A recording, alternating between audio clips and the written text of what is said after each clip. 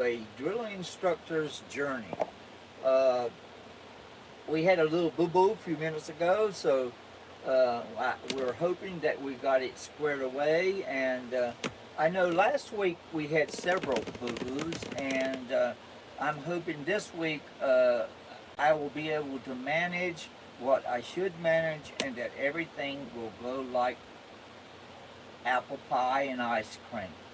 Again, Ronald, uh, the, the man that takes care of the channel for me, has prepared a few words that I shall read. And I would like to read these now, if I could, please. Hello, everyone. Welcome back to my channel, a drill instructor's channel. I'm thrilled to have you here for another episode of Drill Instructor Wisdom Series. Today we are diving deep into the theme of resilience from the incredible book, A Drill Instructor's Journey by Larry McNair. Resilience is a quality that can truly shape our lives. It is the ability to bounce back from challenges, to adapt and grow stronger in the face of adversity. In this episode, we will explore the profound lesson on resilience that can be found within the pages of a drill instructor's journey. Throughout the book, we will witness trials and tribulations of a drill instructor, someone who faces immense pressure, both physically and mentally, while training recruits. Their journey teaches us invaluable lessons about resilience, discipline, and the power of the human spirit. One key aspect of resilience is the ability to embrace failure and setback as opportunities for growth. We dive into the stories of drill instructors and how they navigate throughout times, learning from their own mistakes and pushing themselves beyond their perceived limits.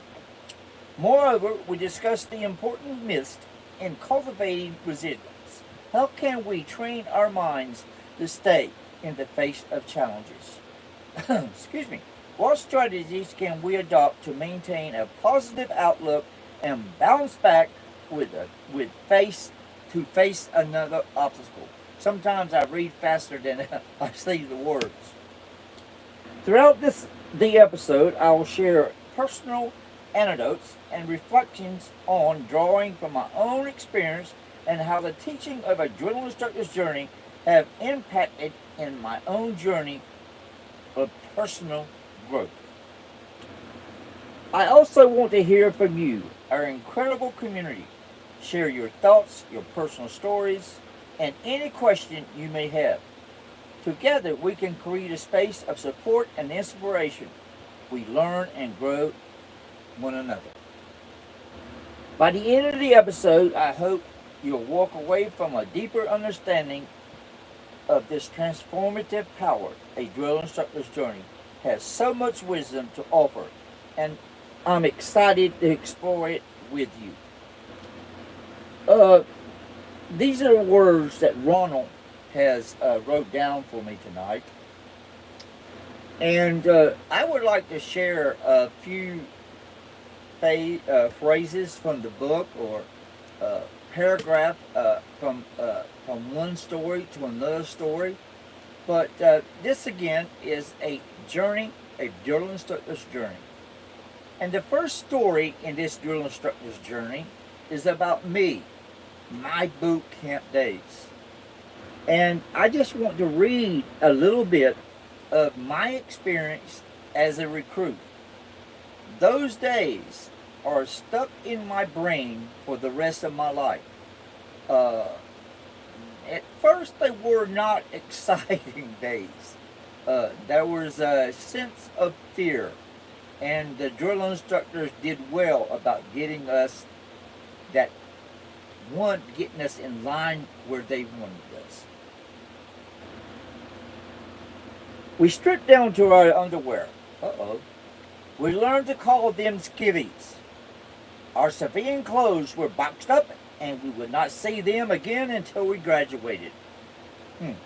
The drill instructor started to issue us uniforms. He issued 4 sets of green satins, which they don't have this day and time. That is a uniform back in the 70s and earlier. 6 white t-shirts, 6 skivvies, 4 skivvies is underwear, 4 pair of green socks, 3 green covers, hats, and 2 pair of black boots. The drill instructor taught us how to wear the uniform. He checked every one of us in our uniform. By this point, it was 0400 in the morning. We were some tired people. Oh, I don't know how we even thought on our feet at this time. The drill instructor took us to the barracks in the same building. We were in front of the stacked beds, what we later learned to call racks. We counted off. We all were assigned a number. I can't remember how many there were, but let's just say there were 60 of us. And I was number 60. When it got my turn, I would say 60!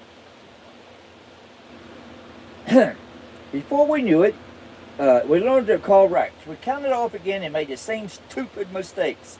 Finally, we got it right again. We were told to get in the rack. Before we knew it, we were up again, and it was 0600, November 10th, 1970. The drill instructor got us dressed again, and by the numbers, socks, trousers, blouses, and boots. November 10th has a significant importance to us Marines. It is the Marine Corps birthday. Now, I want you to imagine a young man, 17 years old, at Parris Island, South Carolina, staring down or looking straight ahead when I know this drill instructor is somewhere, and I'm scared to death. I could give a hoot about the Marine Corps birthday. Excuse me. I just wanted to go home. I want to read just a little bit more from this paragraph, or this part. Then we were outside in the yellow footprints. Those yellow footprints are famous. They're yellow footprints, and they're at a 45-degree angle, and we're standing on top of them. We were told to face to the right. You will not believe how many rights there were. We were all dumb asses. Well, we finally made it off to the mess hall. This was our first time eating in a Marine mess. Somehow we got in and moved down the mess line, sideways, with a mess tray. It was the first time I saw anything like it. The food that we were eating, the food that we were getting to eat did not look eatable. This was the worst food I have ever saw. The eggs were green. The bacon didn't look cooked. The drill instructor said, "Sit down and eat." I was hungry. I put my egg and bacon in my grits. I was going to taste Marine Corps food for the first time. It was not grits. It was farina. I didn't like it. It was bitter. The drill instructor made me enjoy it. That was my first meal that I had as a recruit. And to this day, I still remember that meal. And it will stick in my mind. A lot of the things that I put in this book, I remembered over 40 years later. I remembered it as though it was yesterday. Now, I want to move on, if I could please, to my first platoon as a drill instructor.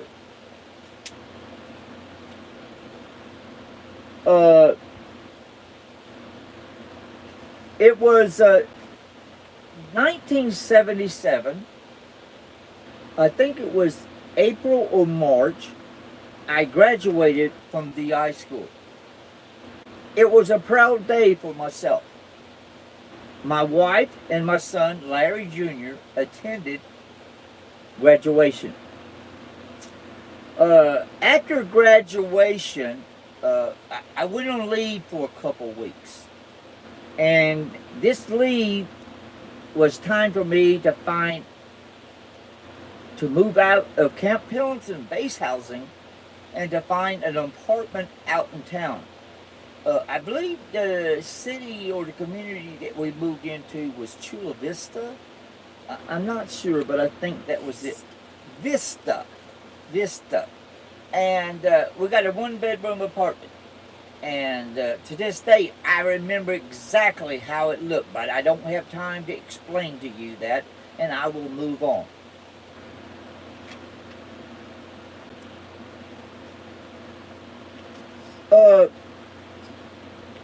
There's a situation. I wanted to let you know that I had a recruit that senior drill instructor, Staff Sergeant Brown, wanted me to incentive train, and that's given a private push-ups,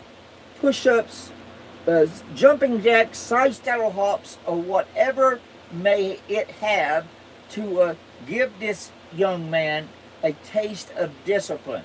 And believe me, we would wear these young men out.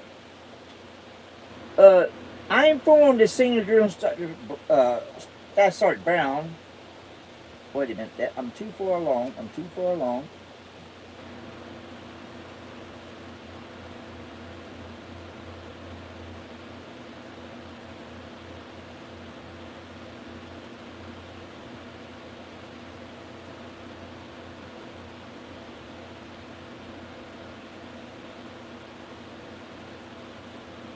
Push-ups, okay. Push-ups, running plays, just see. Anyway, this recruit, I'm so sorry that I cannot find this quote right now. I should have prepared it for the, before we even got started. But I want you to imagine, I'm heavy in giving this young man push-ups, run in place, double time, bends and thrusts. These exercises I would have to explain to you. But if you was to look down at the deck, there was a puddle of sweat. Well, anyway, this young man stood up and he said, "My soul has left my body." I said, "What?" Okay. "My soul has left my body." Okay. I said, "You better catch that damn thing and put it back. Push-ups begin." And he continued. I stopped him. I went inside, told the senior drill instructor. The senior drill instructor came and looked at him and immediately called for an ambulance. I was scared to death. I thought I had screwed up, that I had ruined my career, that I was on my way bye-bye. Well, to make a long story short, they put this young man, I guess you call it a straitjacket. He was behind his back and all that, and he was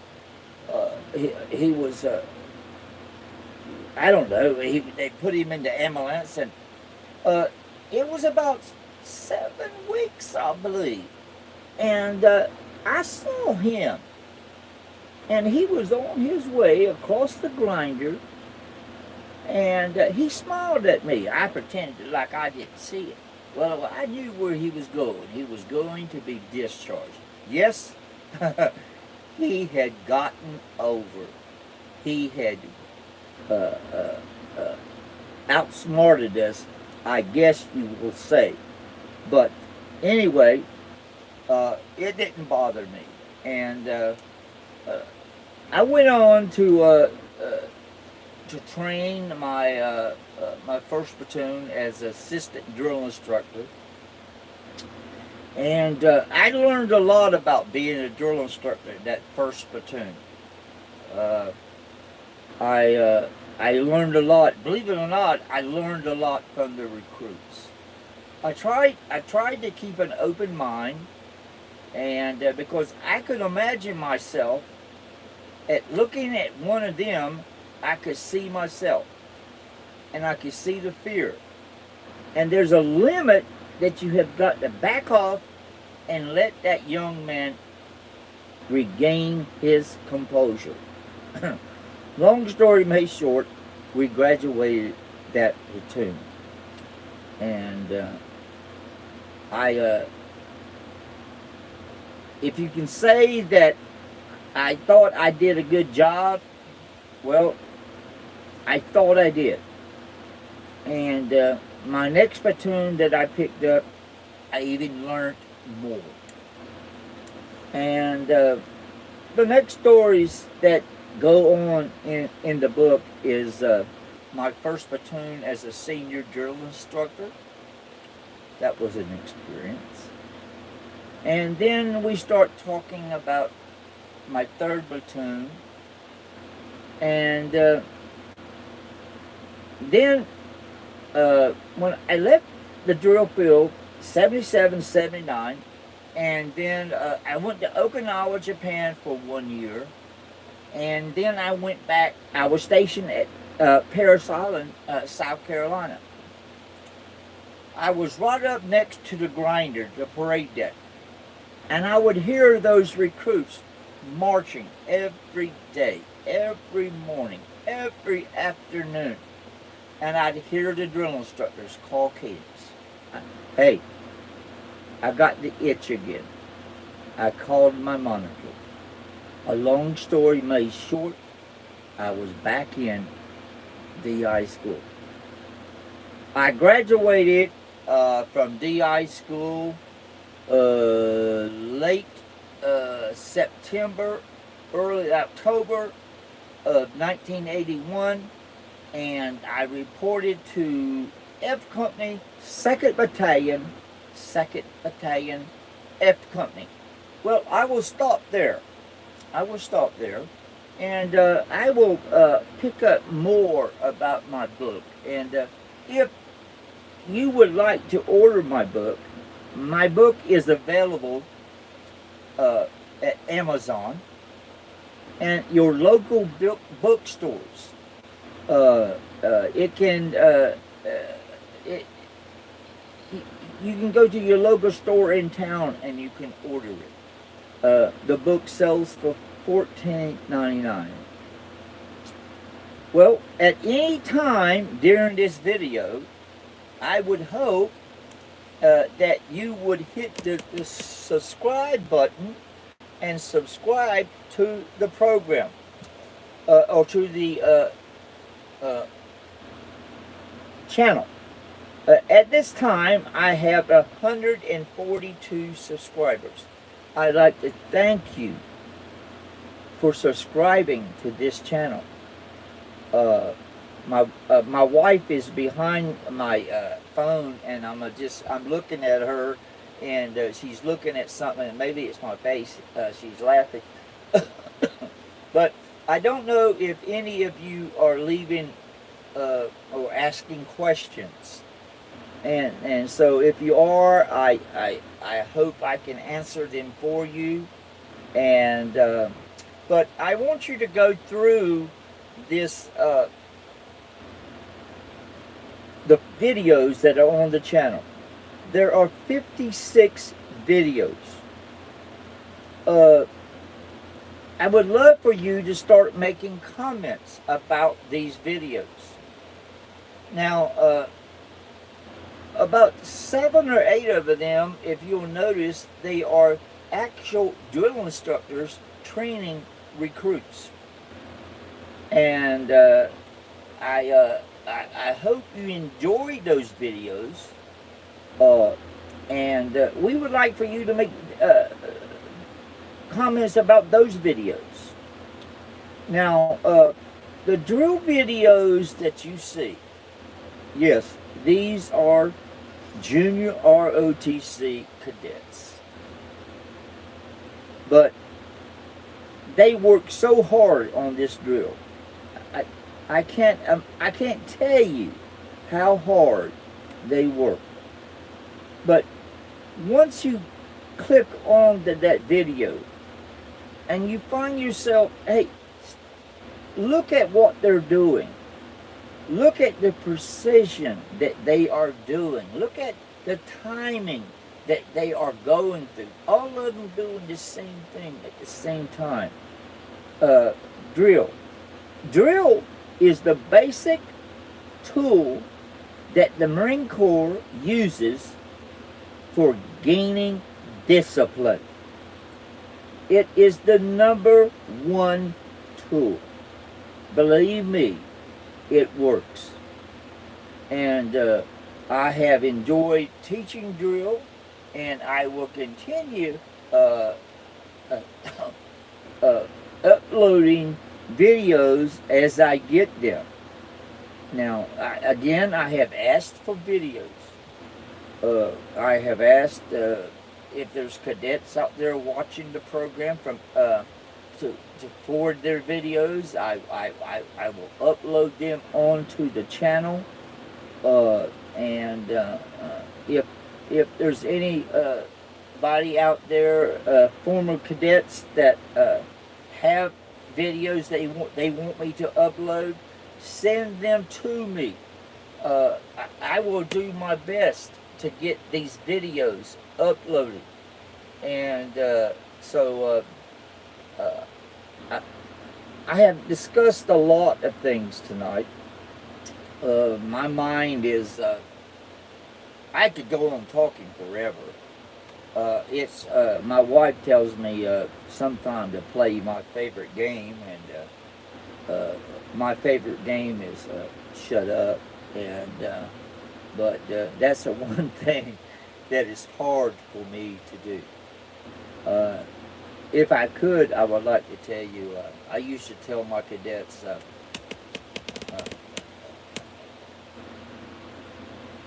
dirt is dirty,